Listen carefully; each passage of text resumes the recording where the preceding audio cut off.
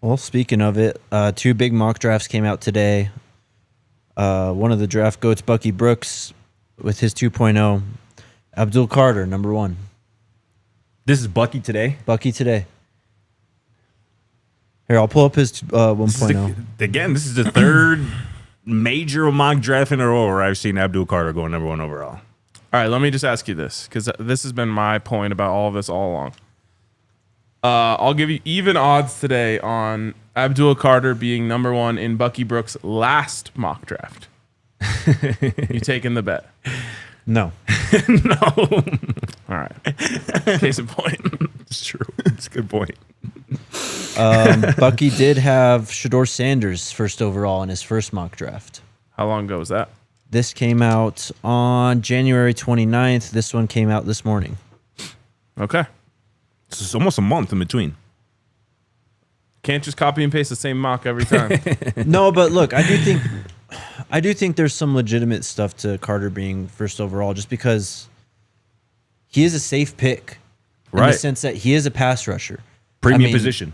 Premium position. He's got great traits. He's a good player. He's got production. Like, he may not be the best edge rusher in the NFL in 5 years, but he can certainly give you at least 8 to 10 sacks a year, which is damn near invaluable for these teams picking near the top, because they probably don't have any pass rush to begin with. I almost think about Trevon Walker going number 1 overall. Exactly, yes. A couple years ago, which is like he doesn't necessarily scream number 1 overall pick. But he's had good seasons. He's been really good, though. I think he had 10 sacks this year, if I'm not mistaken. I think he had more. Yeah.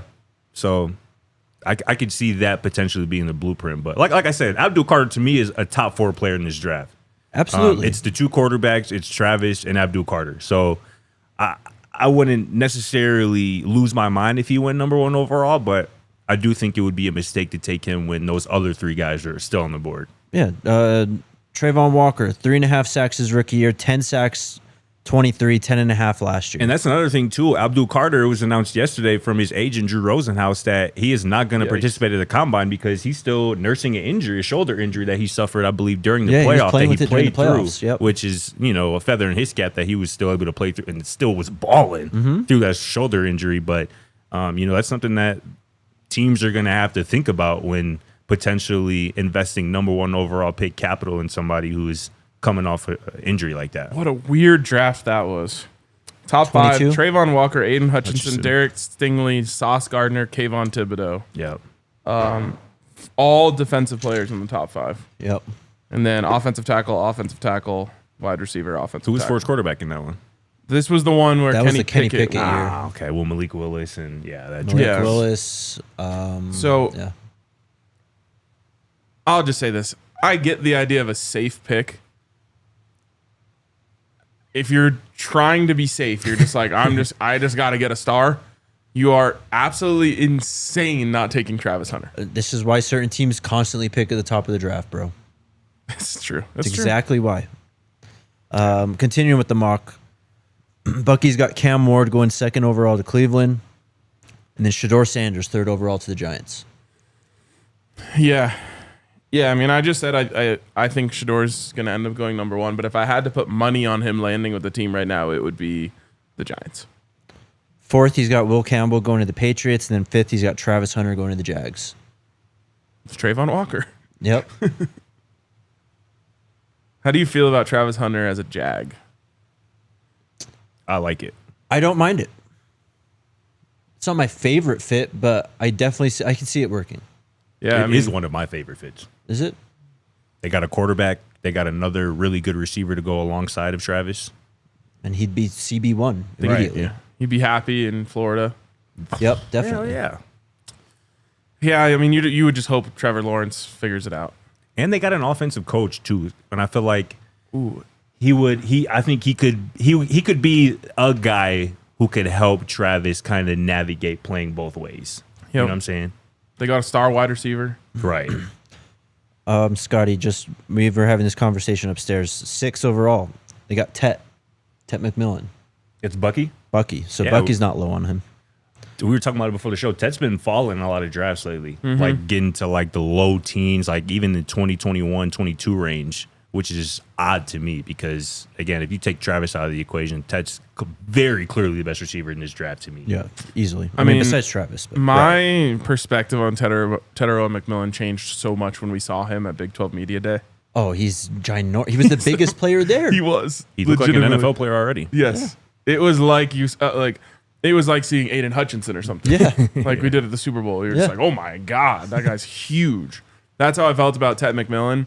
And it's funny because, we do these like back and forth rivalries with Terrell McMillan or Ashton Genty. But then when it comes down to it, I'm like, the fact that this conversation you have, like, if Terrell McMillan slips into the teens or even the early 10s, like, I want the Broncos to go get him. Absolutely. 100%. Bro, and that tells you about a player. Like, that's how every team, like, in the teens feels. Like, I've seen Cowboys fans, like, say that, like, if he's there, like, you gotta grab him. And, like, that's...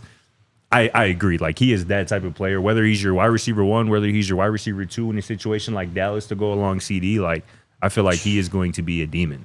Bro, my first year doing this, he was a freshman at U of A. And just watching the Pac-12, I was like, this guy's crazy. Yeah. And he was already bigger than everyone back then, too. Yeah. Yep. I swear that, like, I joke about names all the time. Sometimes, like, a guy's name can, like, hurt their branding. Sure. Like, it took a long time for people to catch on to learn him Terrell. because they're just like, name's too hard for me. Yeah. The nicknames help. Mel Kiper. I can't remember the last time he put out a mock. It's been a minute. He's been a big Shedeur Sanders fan. Yeah. For over a year. Consistent. Who's this? Mel Kiper. Okay. He's got Abdul Carter first overall, though. All right.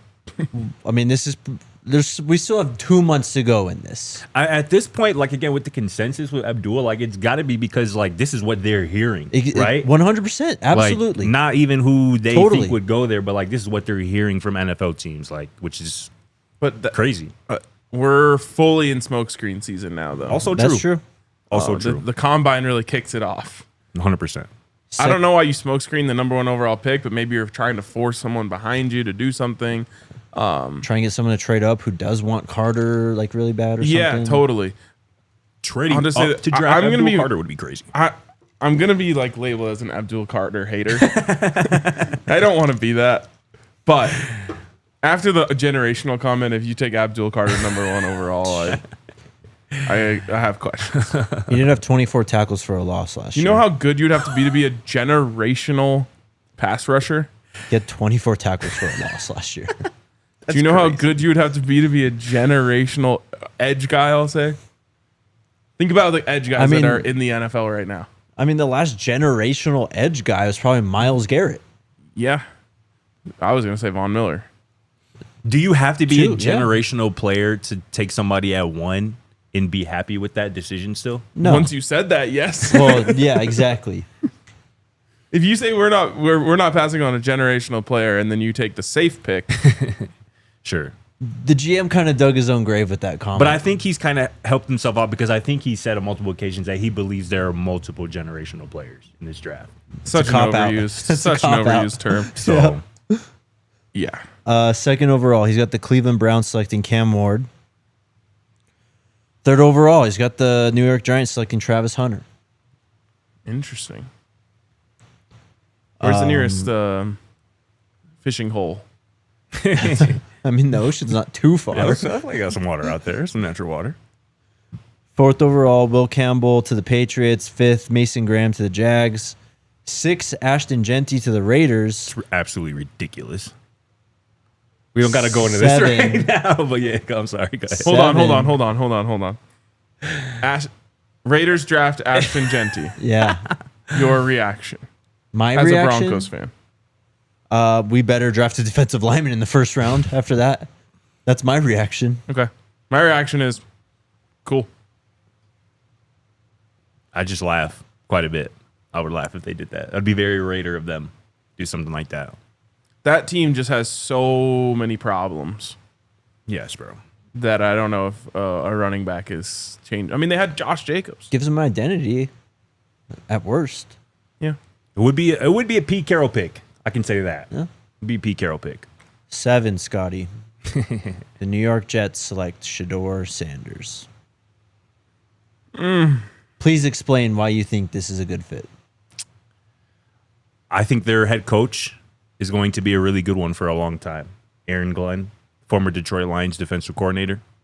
I think the Jets have arguably the best supporting cast from an offensive perspective that Shedeur could potentially land in, with Garrett Wilson, a young star at that position. Devontae Adams still on the roster. We'll see where he ends up because he might end up He elsewhere. ain't going to be there. Probably not going to be there, which could help. Sure. Because could They have him under contract? I don't know. Didn't he get released, though, during the season? No. I don't really know. No one traded. They didn't trade for him from the Raiders. Didn't he get cut? No, I think they did trade for him. Yeah, they did.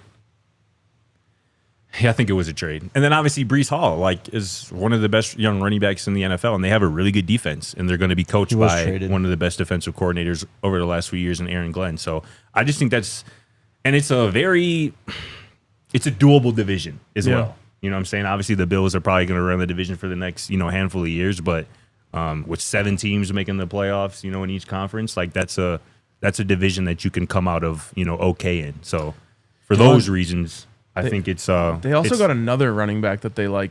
Braylon Allen from Wisconsin was really good as a rookie. So yeah, that's a good point. They got a 1-2 punch at running back. Right now they got a 1-2 punch at receiver that's really elite. Again, that could change with Devontae's situation, but that's a good spot. He's not going to be on this team. He's owed $38 million this year. Okay. But didn't the Jets have like the most cap space last year? We're too deep into the Jets. Somebody asked about their offensive coordinator. That's a good question. I don't know if Aaron Glenn has hired anybody. The Jets are definitely not Nathaniel Hackett. Definitely not Nathaniel Hackett. Jets are middle of the league in terms of cap space this year. I think Aaron Rodgers might have hurt them with that because they're having to cut him. I'll say this about the Jets. It might be the most legendary team that he could turn around. Like, you talk about legacy? yeah, Absolutely. It's that and the Browns. Yes. Like if you go there and win a championship, you will be enshrined. Aaron Glenn brought over the Lions passing game coordinator. Tanner Engstrand is his new offensive coordinator in New York with the Jets, which I would love for Shedeur Sanders. Yeah. Him to run some type of variation of Ben Johnson's offense. Yeah. That would be absolutely elite for Shedeur Sanders. The question is, like, can Aaron Glenn get the Jets to be as tough as Dan Campbell got the Lions to be? Right. And I'm not saying he can't. I'm saying, like, if he can, they're going to turn that thing around. All that sounds great. I see similarities. Yeah. All that sounds great, but Woody Johnson scares the shit out of me, honestly. Well, for sure. There's a lot of people. There's a lot of people like that in the NFL. Sure. I mean, all he got to do is just, and this is easier said than done, bro, by the way. All he got to do is just stay the hell out the way. Yeah. Way easier said than done, bro. Easier said than done, but it's like, bro, way easier. You've seen this thing play out year after year where things have not gone your way with you in the mix, bro. You've hired a new regime led by Aaron Glenn, bro. Let them do what they got to do, bro. I couldn't believe, like, I think I've mentioned this before, but now that we have DLS in the mix, I'm so much more in tune to what's going on with the Cowboys. And, like, every draft conversation is like, would Jerry actually do that? And I'm like, that is so crazy. Yeah. That you guys are talking about what your owner wants to do in the draft. Yeah. Like, think about if we were like, I don't know, man, would Penner want them to go to trade up for Tetaroa? Do you think he wants to go defensive line? Yeah, like, that's insane. Yeah, it is. It's legitimately insane. That's what Cowboys fans have to deal with. Wild. All right, let's go to the chat. All right, Artemis. He says, ask Jake how can he and RK watch college sports but can't watch the UFL? Aren't college sports lower tier games? They can't use that argument. Just say they don't like it. One, I don't like it. Two, straight up, I sincerely don't like it. Two, the time of the year, just not football season for me. Sorry. I never said anything. I don't think it is lower tier. That's not the reason why I don't like it. It's below college football. The thing about college football, in my opinion, it's almost its own sport. There's so much that makes college football special aside from just, yes, there are players who are worse at football than players in the NFL playing football. That's not why I love college football. There's. Let me just put it this way: the UFL, the USFL, the XFL, they have literally no aura. Yes. Yeah, fair enough. None. I just don't know what I'm watching when I watch it. Like, I don't know any of the players. I don't know any of the teams or can have connect. At least in college football, it's like, oh, that's Wisconsin, like that's No Arizona. history, Like, I have no history, no aura. I have no connection, no aura. It's true. It's just what it is. Like, And it is funny. You turn on the game and like you get excited because you like remember a guy. You're like, right? Wasn't that the tight end for North Dakota State when you played there? My favorite thing, though, compared to college and NFL is, or college and UFL, is what we just talked about. Like the link between college football, the NFL draft, the NFL, Right. like the team building aspect. Like, there's not any of that in the UFL. Yeah, I honestly wish I could like it. That's what I was Sure, gonna say too. yeah, Because I love absolutely. football. Yeah, same. Just can't get jiggy with it. Can't get down. I with turn the games on and I'm like, yeah, give me a YouTube video. Yeah, I can't do 100%, this. dude. So sorry to the UFL truthers out there. Shelly says, agree, Kaleb Mathis. Does everyone consider him special teams exclusively? I mean, he's coming into his third year. I think he'll have a bigger role. Yeah, I think he has a chance to make some noise as like a chain mover in the slot. Yep. D-Mills, is Hardge the Swiss Army knife? Have to find a role for him, right? He could be. We found a role for him today. Third down back. For real, for real. Maybe even come in and dime on defense. Swear. Ollie says, will we see a wide receiver with Travis level production? No. I think that one, He had no. 1,400, I think, this year. Well, the touchdowns is what's crazy. 14? It's the Or 15? receptions for me. 96 receptions for 1258 and 15 touchdowns. Yes, no I way. think Omarion is, Someone If could get it's- close to the yards.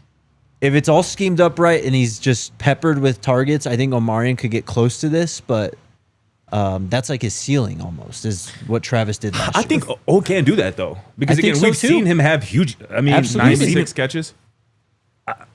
We've seen him have 10 catches in the game against USC for 196 yards and a touchdown. It's true. In a half, actually. And a half. You know what I'm saying? Like, I do feel like he's going to have a few games where he has 10 plus catches, 150 plus yards, a touchdown or two. Like, I think there's a world where it happens. We're not expecting him to Travis production, but I think, there is a world where he can potentially reach, 80 catches, 1,100 yards, All right. 8 touchdowns. I gotta have just a little bit of real talk here. One of the reasons why Travis's catch and touchdown numbers are so high is because they saw the Heisman. Like, Sure. it was in the focus. True. And so, like, he got a ton of targets down near the goal line Yes. where it was just like, let's get Trav a touchdown because we can. Didn't he have Yeah. 3 last Oklahoma State, I think? I think he had 3. Think in that so. I last think game. you're right. Yeah. People, can call that stat padding or whatever. To me, it's just like, we're going to give this to Travis because we can. And we're chasing the goal. Yeah. With that being said, that's where I don't think the catches and the touchdowns can quite get to that number. But I do think someone can get near that 1,200 yard mark. Yeah. Absolutely near that 1,200, but 96 catches is quite a lot. That is wild. Well, that's because there's a lot of like, let's just get the ball in Travis's hands. We have Absolutely. to. It's been 10 plays. He hasn't touched the ball. Also, he had 96 catches with that receiving core. Like, and we just spent today And- talking about, do we think this wide receiving core can be as good as last year? And with the ultimate point guard at quarterback. Yes. Who wants to get everyone involved. Yep. And he also missed, I don't think he did much of anything the Arizona game because he was injured. Oh no, he second did half of the nothing K-State in game, he didn't Arizona. play. Yep. It's crazy to think King about. Mars asked, did O take a red shirt last season? No, he played 7 games. Minister Philly says, would you guys please do a show in which you revisit your pre-spring predictions of standout players for the 2024 season to see what you got right? Oh, man. Yeah. We just have to find them. Go find them. Go Bucks. Combine is for the people trying to raise draft stock. Has any top quarterback thrown at the combine? It's happened, but it's over the last 10 years. It's I mean, I remember doing this exact same thing where I was defending like Kyler Murray. right. Yeah. And again, like I think 3 first-round quarterbacks threw last year in the combine, but not the top 2. It's like those other 3, they had to throw because they were trying to, not be the 5th quarterback taken. You know what I'm saying? So it's just a completely different situation with Shedeur and Kam even. And I'm interested to see, y'all think Kam throws? Because the reporting today is that he's still undecided. Hell no, he's not going to throw, bro. I wonder if that will take some of the heat off Shedeur, but probably not. No. It doesn't. We've already seen that people can do exactly what Shedeur does, and Shedeur will just get extra hate because he's Shedeur Sanders. It's cool when they do it. It's a problem when I do it. Fuck. Pretty much. Super chats. East Coast Kev, Shedeur doesn't need to throw at the combine. Can you explain to the slow kids in the back that one day if throwing the ball doesn't trump 4 years of film and games, let him throw on pro day on his turf with his wide receivers. Salute to you, East Coast Kev. You got to be careful what words you're all capsing. For real. I don't think we have to read this. Yeah. I'm like, bro, I put that in all caps. East Coast Kev again. Mel Kiper has the brain cells of a tennis ball. Come on, man. He's the same doofus that put Drake May over Jaden Daniels. Look how that turned out. I'll say this, having covered the NFL for 7 years. You talk about the draft, you're just going to be wrong. Remember how many people over and over and over and over and over again. You are going to be wrong. Drafted below Bryce Young, and then after this year, look at what happened. Yep, Bryce turned the tides a little bit. But you could go to any person who's ever talked about the draft and find thousands of times that they've been wrong. Of course. Mel Kiper, look, he's kind of like the old school guy who's been around, and sometimes you feel like maybe it's time to get some young blood in there. But he's been doing this for a very, very long time for a reason. He's good at it. I think also he's been a Shedeur fan for well over a year. Yep. Somebody tweeted today. And his last mock will be very different than this one. Who's y'all top three in terms of draft analysts that y'all rock with and trust? I mean, DJ, Dane Brugler, and then either Bucky, just because he does the show with DJ.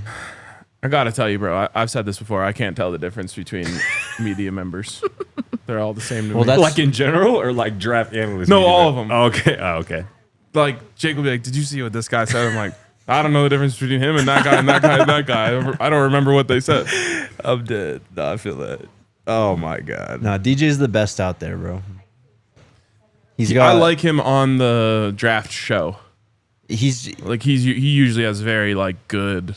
One, he knows ball. Two, he's a former scout. He knows exactly what he's looking at. Three, he's been interviewed for GM jobs. He knows all these high-ranking people at teams. He's got sources around the league like crazy. When he puts out a mock draft, kind of what you were saying, that is truly what he is hearing from people, and that is where you can actually gain a beat of what the NFL is going to do. I've got my number one, Emory Hunt. That's shout out Emory too. Holding, yeah, for sure. Emory for sure is definitely in my top three. Last one from Kev. I'm a 25-year New York Jets fan, and I don't want Shedeur getting destroyed by Woody Johnson's idiocy. Shedeur deserves better. Oakland or Tennessee is perfect. Don't do that whole thing talking about the dumbness of your franchise and then put Oakland, first of all, not even a place, or a franchise. It is a place.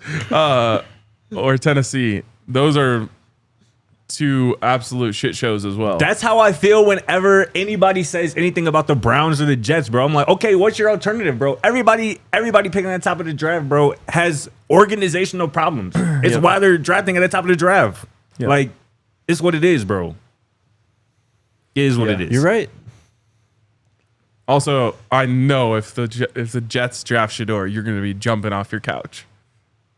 Talking about you're going to be stoked, Kev. Yeah. Yeah, he's going to be turned. 100%. And again, he's just done this at two different spots. Turned around a program that was left for dead. He's done it. You have proof of concept that he's done it at the college football level. And obviously, it's a whole different animal in the NFL level. But if there's anybody who's built to turn around a franchise, it's literally Shedeur Sanders. I agree. King Mars says Emory Hunt is a UFL guy. Mars, you're my guy, man. But it ain't gonna happen, bro. Oh, man. It's because the dude just all he can do is grind tape. He's just locked in 24/7. That's the thing. Real grinder. I thought I was a sicko when it came to this sport and the NFL draft and all that. There is actually a different level of football sicko that is the UFL watchers that. Just credit to you. I'm not even going to dog on you, honestly. Just credit to you. I'll think one more thing, and you mentioned the time of year. I need a time to just think about football and basketball and hockey. Yeah. I just need a little break, a little golf sprinkled in, baseball, maybe for the first week before the Rockies are out of it. Those other sports would just not exist to us if we actually have actual football all year round that we cared about. And they play the UFL in the summer, right? Yeah, is it spring? When does it start?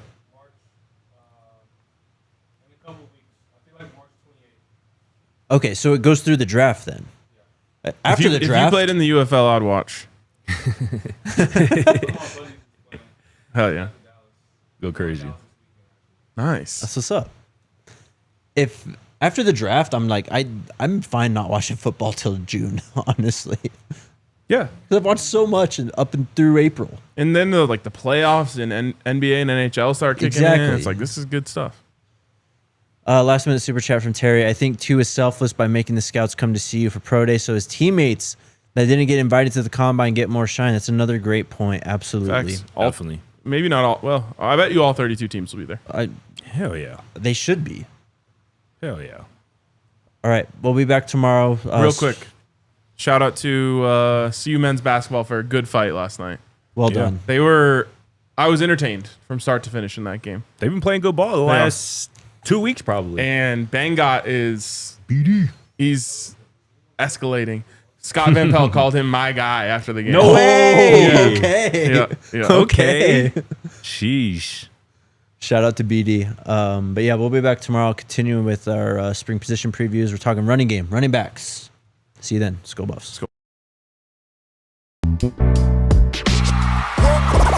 all silly like the mayor.